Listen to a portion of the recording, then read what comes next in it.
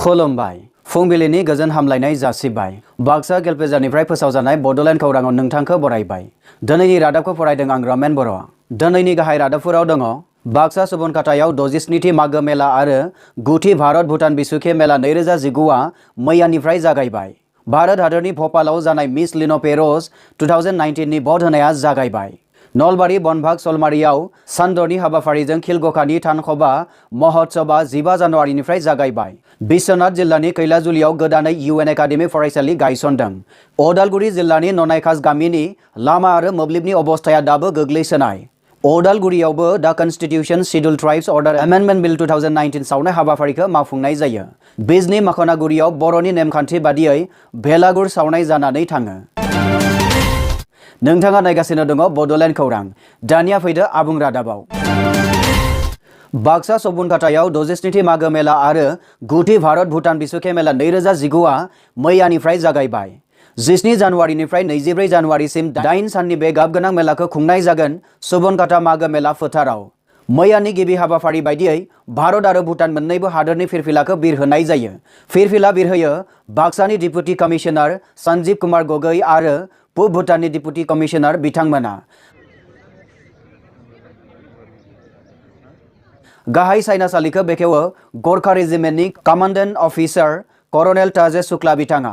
8 साननि बे हाबाफारिया जोबोद मेहेरगोनां जागोन मानोना बे मेलायावनो भुटिया मोसानाय, खेराइ मोसानाय, बिहु मोसानाय, बर्मन कसारी, धुलिया, झुमुर, सावताली, नेपाली, तामां, मदाही, राभा, सरनिया कसारी मोसानायखौ आन्थोरजयै दिन्थिफुंनाय जागोन। बेनि अनगायैबो सिनेमा, ट्रेड एक्सपो, मीना बाजार आरो बायदि बायदि गाबगोनां हाबाफारिजों बुंफबनाय। गाबगोनां हारिमु मोनाबिलियाव थागोन लामा गोलाव नायजाब आफाद, राजनन्दिनि भ्राम्यमान नाट्य दल, बायदिसिना दिन्थिफुंनाय। मख'नो गोनांदि बे मेलायाव हारसिं मोसानाय बादायलायनायखौ 18, 19 आरो 20 जानुवारि खालाराव खुंनाय जागोन। बे रादाबखौ जोंनिसिम दैथायहरदों सुबनखातानिफ्राय जारलेन गयारी आरो बासुदेव बर' बिथांमोना। नोंथाङा नायगासिनो दङ बड'लेण्ड खौरां। भारत हादरनि भोपालाव जानाय मिस लिन' पेर'ज 2019 नि भट होनाया जागायबाय। भोपालाव जानाय अनलाइन मडेल दिन्थिनाय बादायलायनाय मिस लिन' पेर'ज 2019 आव क'क्राझारनिफ्राय मिस प्रियंका बसुमतारियाबो बाहागो लादों। बिथांनो भट होनानै देरहासार खालामनाया गासैबो बर' रायजो राजाफोरनि आखायावनो थाबाय। प्रियंका बसुमतारी बिथांनो भट होनो थाखाय नोंथाङा thisismelinoperez.com वेबसाइटआव थांनानै भट हैनो नांगोन। My name is Priyanka Basmatari. I'm an engineering student. Currently, I'm participating in Miss Linaperes 2019. It's an online modeling contest. बावैसो जाय बिथांमोनहा आंखौ भट होनानै सापर्ट खालामदोंमोन बिथांमोननिसिम रोजा रोजा साबायखर थाबाय आरो जाय बिथांमोनहा भट होनो हायाखैमोन बिथांमोनखौ सापर्ट खालामनो खावलायनाय जाबाय। भट होनो थाखाय नोंथाङा फेसबुक, वाट्सएप एबा टुइटार जायखिजाया मोनसे ससियेल मिडियाखौ बाहायनो हागोन। भटखौ गासैबो ससियेल मिडियाजोंनो होनो हायो जेरै फेसबुक, वाट्सएप, इन्स्टाग्राम, टुइटार। सासे मानसियानो बे ससियेल मिडियाजों गोबां भट होनो हायो। बेनिखायनो आं जोबनायाव बयखौबो गुरै खावलायनाय जाबाय आंखौ सापर्ट खालामनो ताकि जोंनि हारिया अरायबो जौगानो हानाय बायदि। गोजोन्थों। जोंनिसिम खौरां दैथायहरदों फोसावगिरि नखरनि जानानै भबेश कुमार बसुमतारी बिथाङा। नलबारि बनभाग सलमारियाव सानदरनि हाबाफारिजों खिलगखानि थानखबा महोत्सबा 15 जानुवारिनिफ्राय जागायबाय। नलबारि जिल्लानि सिङाव थानाय बनभाग सलमारियाव 15 जानुवारिनिफ्राय 20 जानुवारिसिम सानदरनि गाबगोनां हाबाफारिजों खिलगखानि थानखबा महोत्सबआव सिबियारिफोरजों होंगो दोंगो जानाय नुनो मोननाय जादों। बयजोंबो मोनथिजानाय बे महोत्सबआ मोनफ्रोमबो खनानिफ्राय गसाइ सिबियारिफोरनि गोसो बोनो हानाया दिनैनिफ्राय बेसेबा गोबाव बोसोरनिफ्रायनो सोलिगासिनो दङ। बे रादाबखौ जोंनिसिम दैथायहरदों गेलपेजारनिफ्राय सुनु बर' बिथाङा। नोंथाङा नायगासिनो दङ बड'लेण्ड खौरां। बिश्वनाथ जिल्लानि कैलाजुलियाव गोदानै UN एकाडेमि फरायसालि गायसनदों। गोदानै गायसनजानाय फरायसालिनि फरा सोलोंथाया 18 जानुवारिनिफ्राय जागोन होनना मिथिनो मोननाय जादों। गायसनगिरि गोरायुं महरै बे फरायसालिखौ सामलायगोन मानगोनां मुस्रि महेन्द्र कुमार बसुमतारी बिथाङा। बे रादाबखौ जोंनिसिम दैथायहरदों बिश्वनाथ कैलाजुलिनिफ्राय सोमावसार बसुमतारी बिथाङा। अदालगुरि जिल्लानि ननायखास गामियाव लामा आरो मोब्लिब अबस्थाया दाबो गोग्लैसोनाय। अदालगुरि जिल्लानि सिङाव थानाय आरो MCLA मुस्रि सुरेश तान्ति बिथांनि आमोलाव थानाय ननायखास गामिनि लामानि अबस्थाया दिनैनि दिनावबो दुखुनांथाव। खुलुमबाय। जोंनि ननायखास गामिनि लामाया जोबोद हामा।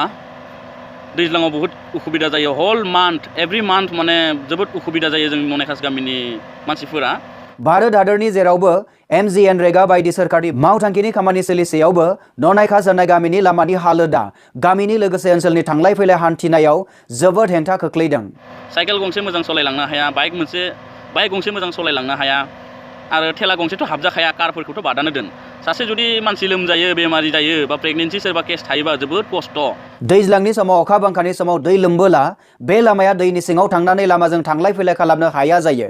लामानि अबस्थाया हाब्रु जाजोबो। गासै 80 नखर गोनां बे ननायखास गामिनि फरायसालियाव थांनाय उन्दै उन्दै गथ'फोरा जोबोद खस्थ'यै हाब्रु दैब्रु फरायसालियाव थांनो गोनां जायो।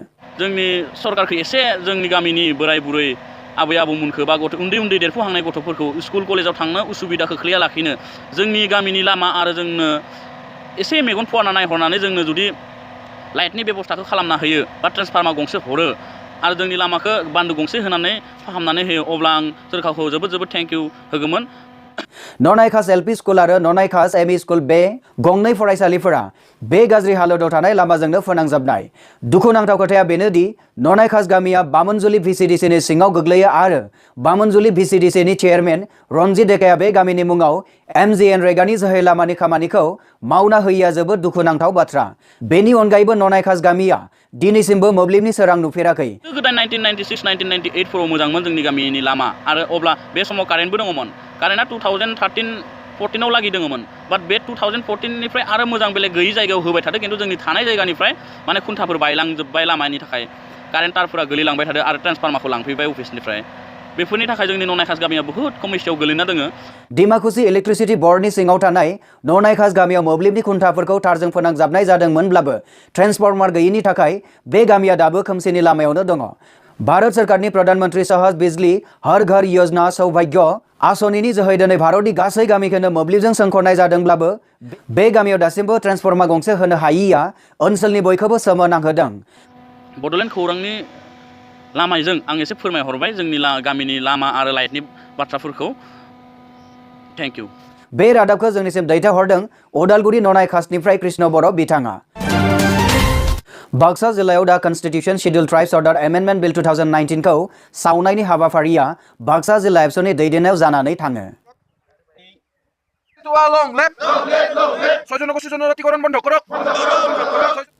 एमेन्डमेन्ट बिलखौ सावजेनो बाक्सा जिल्ला ट्राइबल संघनि आफादगिरि मानगोनां मुस्रि ज्योतिकान्त उजिर, राभा स्टुडेन्ट्स इउनियननि आफादगिरि मुस्रि अनिल राभा आरो बर्मन कसारी स्टुडेन्ट्स इउनियननि जातीय परिषदनि नेहाथारि मुस्रि महेश्वर बर्मर बिथांमोना। नोंथाङा नायगासिनो दङ बड'लेण्ड खौरां। उदालगुरियावबो the constitution schedule tribes order amendment bill 2019 सावनाय हाबाफारिखौ मावफुंनाय जायो। मागो दमासिनि बेलागुर सावनाय फोरबोजों लोब्बा लाखिनानै बिल सावनाय हाबाफारिखौ लानाय जायो। बे हाबाफारियाव बाहागो लादोंमोन एबसुनि लेङाइ आफादगिरि मुस्रि दिपेन बर' बिथांजों लोगोसे NDABPनि आफादगिरि गबिन्द बसुमतारी आरो गुबुन गुबुन आफादफोरनि दैदेनगिरि बिथांमोना। ধিক্কাৰ দিছোঁ আৰু আমি প্ৰতিবাদ জনাইছোঁ যে আপোনালোকে এই বিলটো অতি শীঘ্ৰে বাতিল কৰক। बे रादाबखौ जोंनिसिम दैथायहरदों उदालगुरिनिफ्राय उदालगुरि जिल्ला एबसुआ। नोंथाङा नायगासिनो दङ बड'लेण्ड खौरां। बिजनी माखनागुरियाव बर'नि नेमखान्थि बादियै बेलागुर सावनाया जानानै थाङो। बिजनी माखनागुरियाव समायना रमायना साजायनानै मागो फोरबो फालिनायाव बेलागुराव फुजा होनानै सावनाय हाबाफारिया मोनाबिलिनि 7 रिंगायाव जानानै थाङो। ओरैनोथ' जोंनि बे बर'नि कालचार बे बेलागुर सावनाया गोदो गोदायनिफ्रायनो जोंनि आबै आबौमोनहा जोंखौ फोरोंलांखानाय। जोंनाव बे राजा रानि मन्त्रि आरो लावखार गसाइ आरो मोनसे दायना बे गासिबो जों बेखौ खुंनानै सावनाय जायो। गामियारिया फोरमायनाय बादिब्ला बेलागुरुखौ मोनबा रोखोमनि खालामनाय जायो। राजा रानि मन्त्रि लावखार गसाइ आरो दायना। बे मोनबा रोखोमनि बेलागुरुखौ सावनाय जायो आरो जुनिया भाबै दायनाखौ सावखांनाय उनाव बेखौ दैमायाव गारहैनाय नेमबो दङ होनना मिथिनो मोननाय जादों। जोंनि लाहारफारावथ' बे बर'नि जानाय अमा बेदरानोसै, सावनायबो दङ, एवनाय दङ, बिथै बिबु एखे बरिया बिराद मोजां बानायनाय जादों। आरो बेजों लोगोसे एन्थाब दङ, फिथा दङ, सिन्थाव दङ आरो दाउ दङ जोंहा। दाउआ खमसे खम जों बायनायानो 10थासो दङ, दाउला गोजा गोजा। गामियारिफोरा फोरमायनाय बादिब्ला लावखार ओंखामखौ गामिनिफ्राय खेन्दाखांनानै जानाय जायो। मोनथियै समनिफ्रायनो सोलिबोनाय बे मागो दमासि फालिनायनि मोनाबिलियाव खायसे मोसानाय मुसुरनायबो जालाङो होनना जोंनिसिम खौरां दैथायहरदों चिरांनिफ्राय एबेन बसुमतारी बिथाङा।